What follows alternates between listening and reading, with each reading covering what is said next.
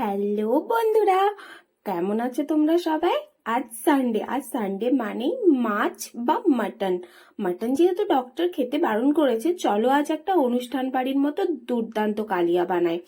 এগুলো হচ্ছে গোটা মশলা, তার মধ্যে আছে জয়িত্রী, এলাচ, লবঙ্গ, দালচিনি আর তেজপাতা। আমি কিন্তু পেঁয়াজ বাটা দেবো না, এখানে দুটো পেঁয়াজ কুচি করে কেটে লঙ্কা ফোড়ন দিয়ে তার মধ্যে আদা রসুন বাটা আর টমেটোর পেস্টটা দিয়েছি। সবশেষে দিয়েছি এখানে নুন, হলুদ আর কাশ্মীরি লঙ্কা। মশলাটা যখন ভাজা হয়ে যাবে না, তখন আমরা একটু চিনি দেব। চিনিটা মেল্ট হওয়ার পর গ্যাসটা কমিয়ে দই দেব। ব্যাস, কালো জিরা ফোড়নে দিয়েছিলাম, আমি কিন্তু বলতে ভুলে গেছি। ব্যাস, এরপর ঝোলটা রেডি হয়ে গেলেই আমরা মাছটা ভালোভাবে দিয়ে দেব। ভেজে রাখা একদম কড়কড়ে মাছ। এই মাছ তো ভেজে রাখাই একদম উড়িয়ে দেওয়া যায়, দুটো তিনটে বা গরম ভাতের সাথে খাওয়া হয়। আমার খুব মনে পড়ে হস্টেলের কথা। আমি কিন্তু ম্যামকে বলতাম সব সময় আমার জন্য একটা ভাজা মাছ রেখে দিতে।